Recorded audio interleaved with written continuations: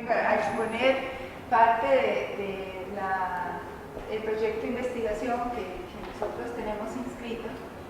Y pues como punto de partida lo que vengo a presentar el día de hoy, hace un año vine a presentar un avance, hoy vengo a presentar este primer objetivo, que es el de identificación del diseño curricular, de los cursos propios de la carrera y de los trabajos finales de graduación de la integración de los principios de bioética y derechos humanos.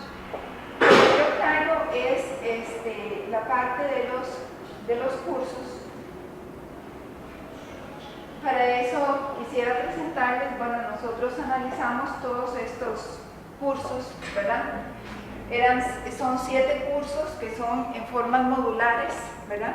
En la cual hay una integración teórico-práctica que para nuestro plan de estudio se hace con base en las etapas de desarrollo, ¿verdad? Entonces nosotros tenemos el módulo de la niñez sana, el módulo de la niñez mórbida, el módulo de la adolescencia, adultez sana, adultez mórbida, adultez mayor y el último curso que es el de gerencia. Tenemos 7 cursos que son muy innovadores a pesar de la resistencia de los estudiantes, porque tiene 0 créditos, ¿verdad? Y lo único que tienen que hacer es ir a escuchar conferencias con ejes temáticos específicos como los que les presento ahí. La resistencia es que tenemos una gran dificultad, porque, bueno, Luis es testigo, ¿verdad?, de que damos la conferencia y la gente entonces ve ropa interior, bueno, son las realidades de nuestros estudiantes, ¿verdad? Pero este ciclo de conferencias nació con la idea de que en los cursos, de que los estudiantes pues pudieran estar actualizados en temáticas específicas, ¿verdad? Después de eso tenemos 4 cursos, que es los 4 cursos que son en modalidad taller, significa que son grupos de alrededor de 15 personas, ¿verdad? El primero de ellos es de desarrollo personal, que se da en los primeros cursos de la carrera. Está el de primeros auxilios, habilidades y destrezas, y pues el de trabajo final de graduación, donde ellos establecen su propuesta de trabajo final. Y tenemos 8 cursos propios de la carrera, que son investigación, son las teorías de enfermería, ¿verdad? Nosotros tenemos alrededor de 30 teorizantes en enfermería, sin embargo nosotros manejamos aquí 3 teorizantes en estos cursos, ¿verdad? Y tenemos el curso de epistemología, que es el de dimensiones del conocimiento. Bueno, ¿qué fue lo que nosotros encontramos? Principalmente, bueno, importante, lo que se hizo fue un análisis de lo que está escrito, ¿verdad? Es una investigación documental. Lo que se hizo fue con una plantilla, entonces analizamos qué es lo que la gente escribe o qué es lo que nosotros escribimos, porque lo construimos entre todos, ¿verdad? Lo primero que encontramos es que está dirigido a la persona usuaria de salud. Entonces, ese es el lenguaje que se maneja ahí, ¿verdad? Lo siguiente es que se distinguen derechos humanos, por ejemplo, niveles de vida adecuados, educación, libertad, vida, básicamente esos artículos de los derechos humanos, ¿verdad? Igualmente, se distinguen dentro de los principios bioéticos la beneficencia y la justicia, ¿verdad? Esto es todo lo que ellos se va describiendo en los cursos. Se describen valores fundamentales que están basados en los principios de la no maleficencia y la beneficencia, como son el respeto a los derechos a otros y en especial a los más vulnerables. Este es uno de los principios fundamentales de la justicia, ¿verdad?, que se refleja en la forma en que nosotros describimos en la justificación de los cursos que se hacen. También hay un vislumbre apenas incipiente de la ética social, ¿verdad? Incluye, ya que se habla de incluir un acercamiento a la persona, a la familia, no solo el análisis clínico, ¿verdad?, sino también una mirada singular de ese ser humano, ¿verdad? Entonces es importante porque hay ese avance. A ver, en la práctica uno podría decir que se hace mucho más, pero en la investigación lo que se encuentra es lo que está escrito, ¿verdad? Que lo que le da a uno es esa mirada apenas como esa intención. Ahí estamos, y lo interesante es eso, porque en el discurso no es así, y a lo mejor en la práctica tampoco, pero en el escrito estamos apenas pasando de un modelo de paternalismo médico hacia la autonomía, ¿verdad? Porque es hacer yo por el otro, ¿verdad? Yo sé, dentro de la descripción del curso, se visualiza ese saber para poder atender al otro, para poder casi determinar lo que el otro tiene para yo intervenir. Y entonces es muy interesante porque si nosotros, esto todavía falta la parte en la investigación del trabajo con los estudiantes y los profesores, si nosotros, yo lo presento ante mis compañeras, mis compañeros, va a haber mucho no, porque ellos dicen no es cierto, ¿verdad? Sin embargo, lo que escribimos es esto, ¿verdad? Esa visión tan paternalista. Bueno, ¿qué es lo que se encontró para mí interesante, digamos? Que hay un ethos altruista, ¿verdad? Está presente en la descripción de los cursos, en la forma en que ellos hablan sobre la atención y el cuidado que se dispensa de enfermería, ¿verdad? Es una visión en que se revela compasión, respeto, honestidad, ¿verdad? La beneficencia, que en definitiva pues se explica cómo es hacer el bien, el no causar daño. Eso es lo que encuentra uno en todo el discurso de estos 20 y resto de cursos, ¿verdad? Se describen de esa manera: cuidar la salud, favorecer la calidad de vida, constituyendo las máximas de este ethos de beneficencia. Siendo interesante porque se supone que esto es uno de los primeros del desarrollo de la enfermería. Entonces, uno da la impresión en la forma que escribimos, ¿verdad? Que estamos todavía como en la ética utilitaria, ¿verdad? El del servicio, el de no hacer daño, pero como que no hemos avanzado hacia una ética del cuidado realmente más madura, ¿verdad? Y pues uno se queda asombrado porque de pronto esto es casi de Florence Nightingale, ¿verdad? Dentro de uno de esos pasos.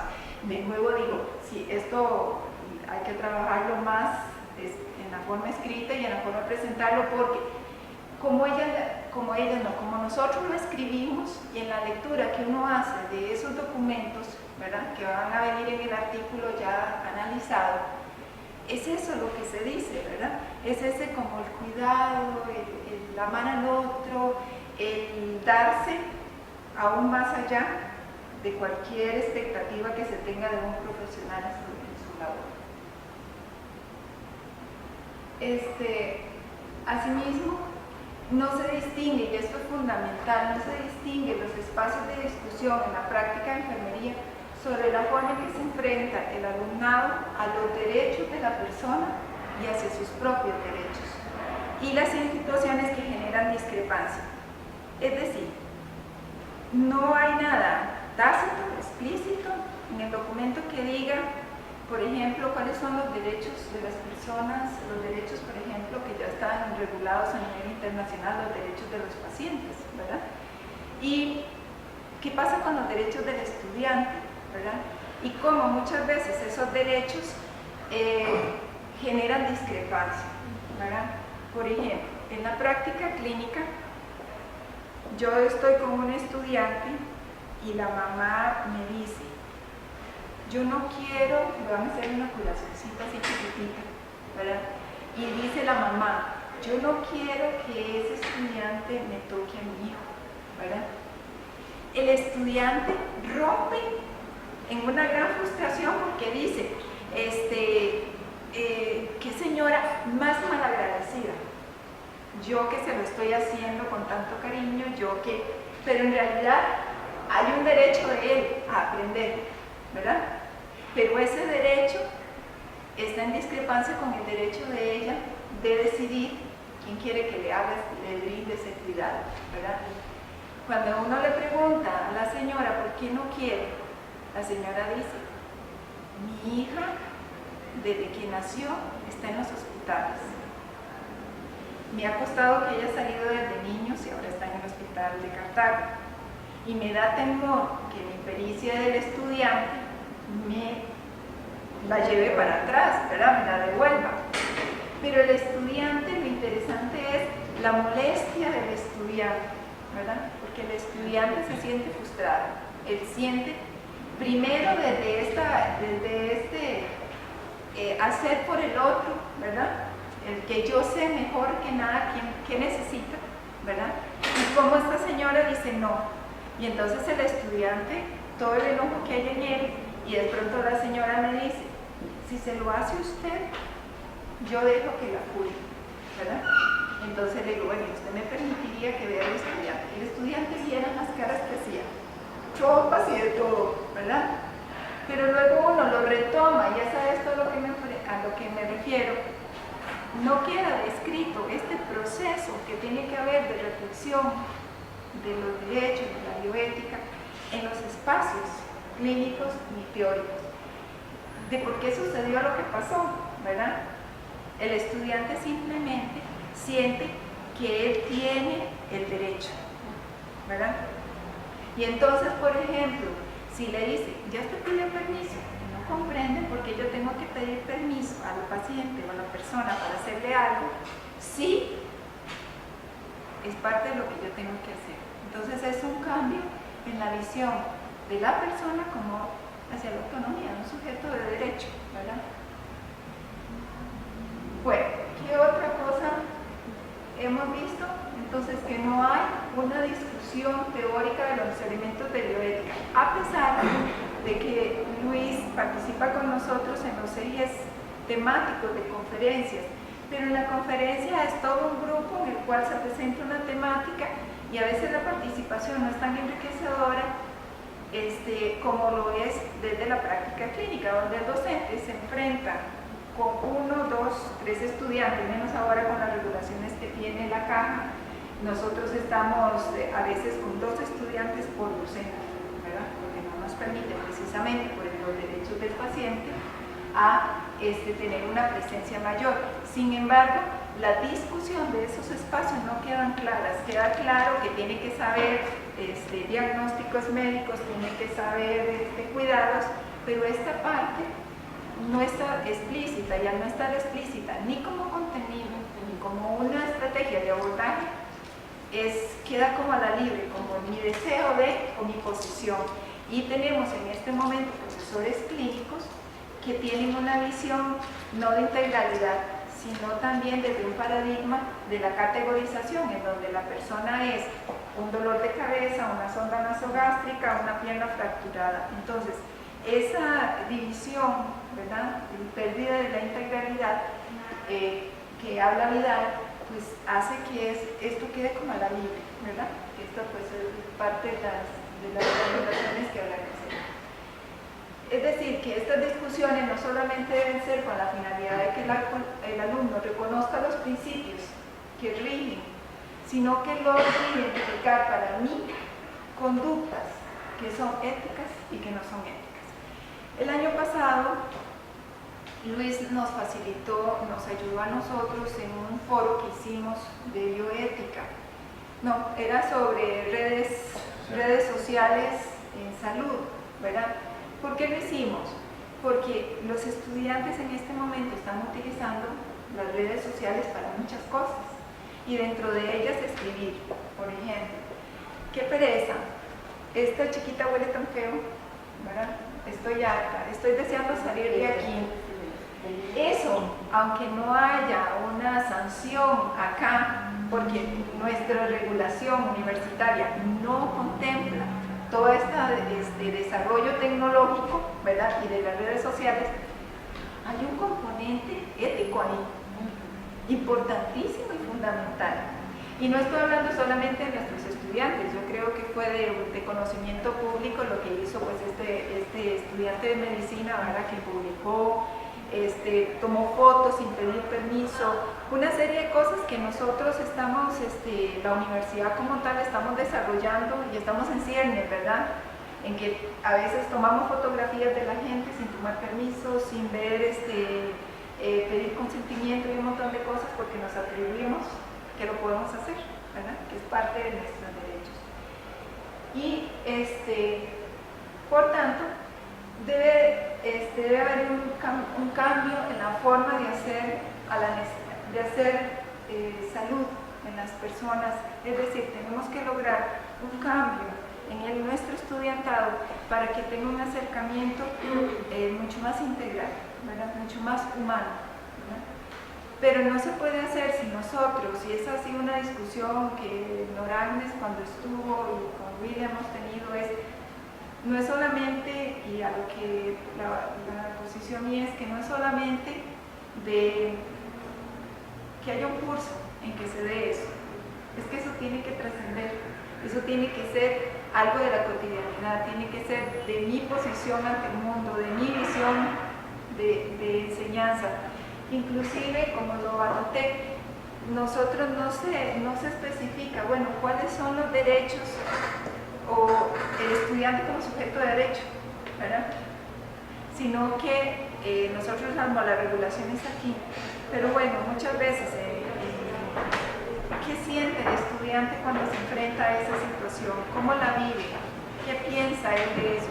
Eso no queda, de nuevo, queda la libre de cómo yo perciba o crea que tiene que darse. Bueno, por tanto, finalmente no hay una enseñanza clara de conocimiento sobre ética, deontología profesional y legislación, y sobre ética clínica y ética global. Hay una carencia en eso, y esa es la principal conclusión a la que yo y mi equipo de investigadores hemos llegado. Ha sido un trabajo arduo porque la revisión de esos documentos ha sido bien pesado, pero creo que esto va a arrojar o ha arrojado datos importantes para presentar ante el currículum modificaciones, que es lo más importante para nosotros, modificaciones en la propuesta curricular y de contenidos, ¿verdad? Y en formas de abordaje, porque de nuevo yo creo que no es solamente que se escriban, ¿verdad? Sino que estrategias se pueden utilizar, puede ser desde la enseñanza problematizadora de la intervención clínica hacia la persona y el usuario. Bueno, esto era lo que yo traía. Como era media hora, yo tengo que ser rápida con todas estas preguntas. Así que muchísimas gracias. No sé si tienen alguna duda, alguna cosa que me puedan decir como mucho, ¿verdad? Yo quería comentar que lo interesante de este trabajo es justamente pensar en la transversalidad curricular, que de alguna manera pues coincide, ¿verdad? La ética no es un campo en donde solamente se aprende a través de cursos, sobre todo en el campo de la bioética, ¿verdad? Donde es muy importante esta transversalidad curricular en todas estas experiencias.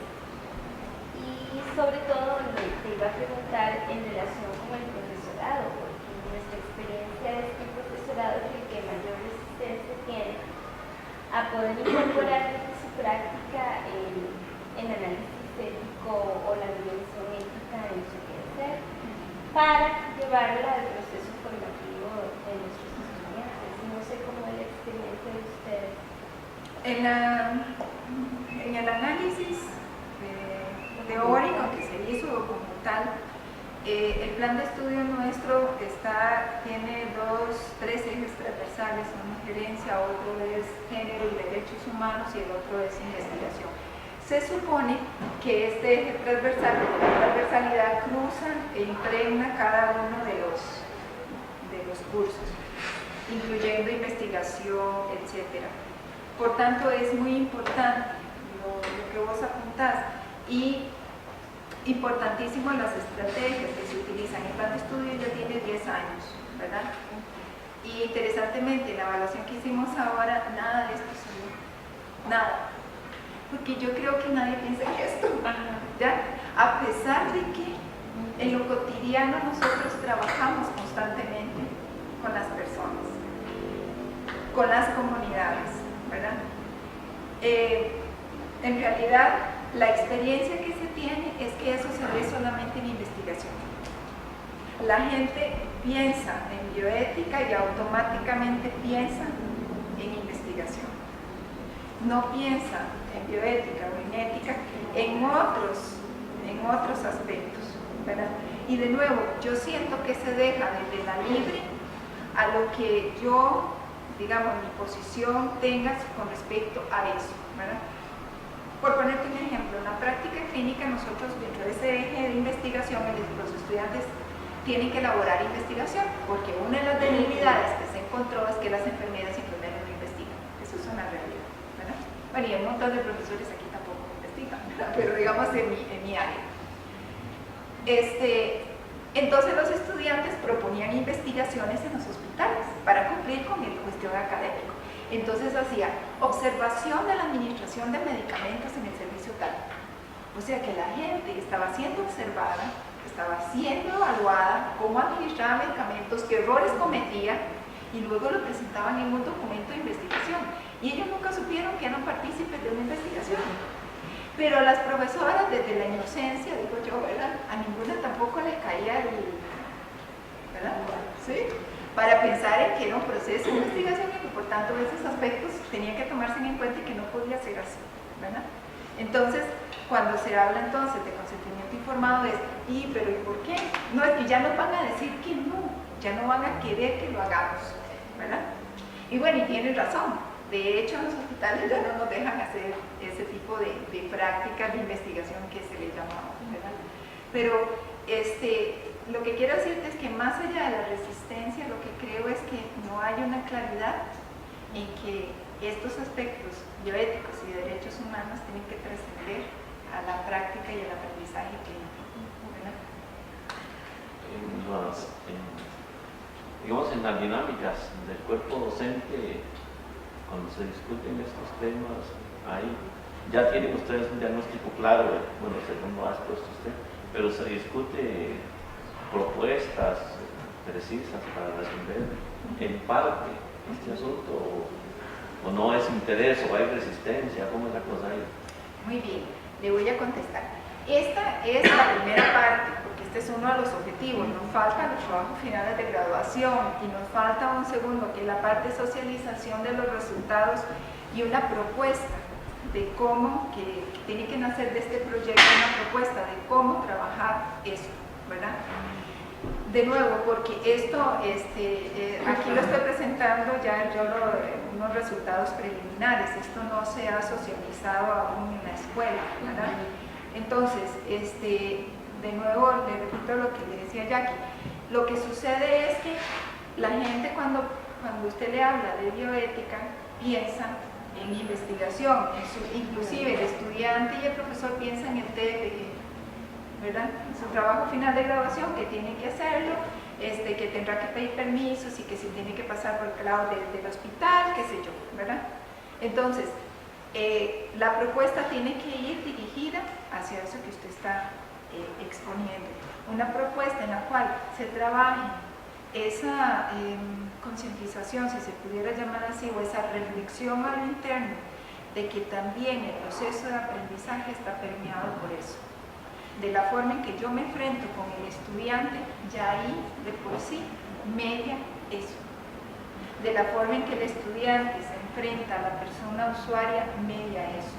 El que yo no puedo llegar y decir, bueno, hoy no estudié, no me preparé, no sé qué tendrá ese señor, dicen que es hipertensión, pero no sé ni qué es, voy a ir a dar cuidados. Ya ahí hay una conducta no ética, ¿verdad? ¿De acuerdo? Entonces, dentro de un año les tengo que presentar la propuesta y contarles cómo me... Pero sí, en realidad es eso, porque este es el análisis teórico. ¿Cuál sería el mecanismo que permitiría en determinado momento evaluar o cuantificar el grado de incidencia a favor de toda esta preparación ética de los alumnos ya en el ejercicio profesional? Es el proyecto que voy a inscribir después de que terminemos esto, que es la parte de seguimiento, porque si no entonces se queda de nuevo el proceso que no es educativo, para mí es informativo. Cuando uno llega y da un charlito, dice algo, ya está, ¿verdad? Que quiso, o yo, y no. Más bien sería repensar, yo soy psicopedagoga, entonces repensar desde el proceso de aprendizaje cómo podemos replantear esa vivencia, ¿verdad? Por eso pienso en la estrategia de la pedagogía problematizadora, que es parte de las estrategias que se usa para la enseñanza de la bioética, para poder trascender. Pero la idea sería, en la segunda parte del proyecto, sería un seguimiento de esto a los estudiantes, no solamente, porque yo lo pienso como a 5 años, a los estudiantes capacitados, introducir la temática, capacitar a los docentes y ver el impacto en los años superiores y en los egresados, ¿verdad? Que ese es el siguiente proyecto, porque yo sí creo que hay que darle continuidad, ¿verdad? Es como una investigación cuasi experimental, ¿verdad? Establecemos una conducta B con retirada y entonces vemos después cómo, pero yo pienso que esa es la estrategia, porque no es cognitivo, el asunto no es cognitivo, el asunto no es recitar la nueva ética latinoamericana, la ética latinoamericana y cómo la UNESCO habla de los derechos humanos, no es eso, ¿verdad? Es cómo llevar eso a la práctica, porque en la medida que nosotros llevemos a la práctica eso, puede ser que nosotros logremos profesionales más sensibilizados y menos distantes, porque hay algo que a mí en lo particular me preocupa, que tiene que ver con esto, porque el objeto de estudio nuestro es el cuidado, ¿verdad? El del médico es curar, el de nosotros es cuidar, eso es una claridad. Pero hay algo que hace, y hay algo que hace, que cuando ya yo me gradué, no quiero acercarme. Y al que cuido yo es a la persona, a la necesidad de salud que esa persona tiene. Algo hay. Puede ser, hipotetice yo, que sea esto, ¿verdad? Entonces, mi propuesta es una investigación prospectiva, ¿verdad? Entonces, establecer esta propuesta de capacitación, de seguimiento y verlo a 5 años que yo estoy aquí. Bueno, lamento haber llegado tarde, estábamos en clase, le agradezco a los estudiantes que están viniendo y que decidieron aceptar la invitación para venir a las jornadas. Creo que lo que quisiera es que nos pusiéramos en contacto. Yo soy profesora de la escuela en área de especialidad bioética y ya yo he estado en conversaciones con la escuela de enfermería, con una comisión que está haciendo la revisión de la reestructuración del plan de estudios, precisamente porque el objetivo que yo estoy impulsando desde la escuela es un acercamiento y un replanteamiento con el área de salud, un replanteamiento no solo de los cursos de ética profesional para el área de salud, sino también de las estrategias de trabajo que se pueden implementar en bioética o en bioéticas diversas. Entonces, bueno, precisamente la reunión que yo tuve con esta comisión de la Escuela de Enfermería fue tremendamente exitosa, con mucha apertura, el reconocimiento, me imagino que ya vienen con este proceso de sensibilización, del reconocimiento de que esto se necesita y de la posibilidad de abrir un curso, que obviamente, eso estoy de acuerdo con usted, un curso no hace la diferencia, pero la ausencia de un curso también hace una gran diferencia. Y más bien, de hecho, tuvimos con el director de esta escuela hace poco una reunión con el Consejo de Área de Salud y también la recepción fue muy positiva de nuestras propuestas innovadoras, incluso algunas utópicas, ¿verdad? Porque pensar en abrir unos cursos o nuevas modalidades de cursos es difícil en la universidad, pero dar el primer paso, por lo menos tener una conversación y ver que hay un ambiente positivo, cambia la perspectiva y bueno, es la primera señal. Pensando, por ejemplo, en dar el seguimiento a lo largo de la carrera, ya no en cursos específicos, pero en un curso base, pero sí a través de un ligamen más cercano con la práctica clínica. Yo también vengo del área de salud y estoy de acuerdo con que la disociación entre el conocimiento teórico y la praxis en el sitio de trabajo se naturalizó y eso ayuda a establecer un modelo de doble estándar. Entonces tenemos un discurso e incluso, insisto, en el área de trabajo, en el mismo hospital, hay un discurso disociado de lo que estoy haciendo en este momento, de las decisiones pragmáticas que estoy tomando en un momento, y mi discurso es otro. Entonces, bueno, lo que quiero es que nos pongamos en contacto, que podamos pensar en ir hilando estas ideas que se están generando en diferentes lugares, porque nos conducen, yo creo que a un mismo lugar. Eso me parece muy importante porque, de nuevo, yo creo que no es, como bien lo apuntas vos, no es, el que no haya, no significa que, pero ayuda mucho, ¿verdad? El que haya no Sí, resuelve todo, pero exacto. que no haya es un También, porque por ejemplo, todos los aspectos deontológicos, digamos, de la profesión, en ninguno de los cursos se evidencia. O sea, en ningún escrito, ni siquiera en los de gerencia, que ya es la última práctica que ellos hacen para ya graduarse, habla bueno, yo enfermero, ¿cuáles son las regulaciones legales que existen para mi ejercicio de profesión? ¿Verdad? Entonces, yo como enfermero, ¿hasta dónde puedo llegar? De nuevo, ¿cuáles son mis derechos? ¿Cuáles son también mis deberes? ¿Verdad? Entonces, eso no permite esa integralidad y esa comprensión de esa realidad, ¿verdad? Pero sí, te agradezco porque sí, la propuesta va en ese sentido, más bien aprovechando, yo voy a plantear la propuesta porque esto mismo tengo que ir a exponer a la escuela, que no lo he hecho, ¿verdad? Porque la premier era aquí, ¿verdad? Las palomitas corren a cuenta de Luis. La idea es presentarlo ahí y también, porque no solamente, porque esto hay que manejarlo con mucho cuidado, porque empezar a reflexionar, inclusive hay regulaciones que son ¿verdad? Que eso sería otro proyecto de investigación también, pero sí, en realidad el lenguaje que utilizo es porque es el que está vigente en la escuela, bueno, en el colegio de enfermeras, pero está interesante. Es una respuesta positivista, ¿verdad? Sí, yo soy producto de mi chance que estoy haciendo una modificación, ¿verdad? Pero, de todos modos, a propósito de eso, hace unos años, no mucho se hizo el cambio precisamente del código de colegio. Se llama código de ética hace bastante tiempo, pero además la concepción es básicamente ética y no de moral. Porque no establece, digamos, una deontología estricta, sino que es mucho más abierta. Bueno, muchísimas gracias. Muy amable por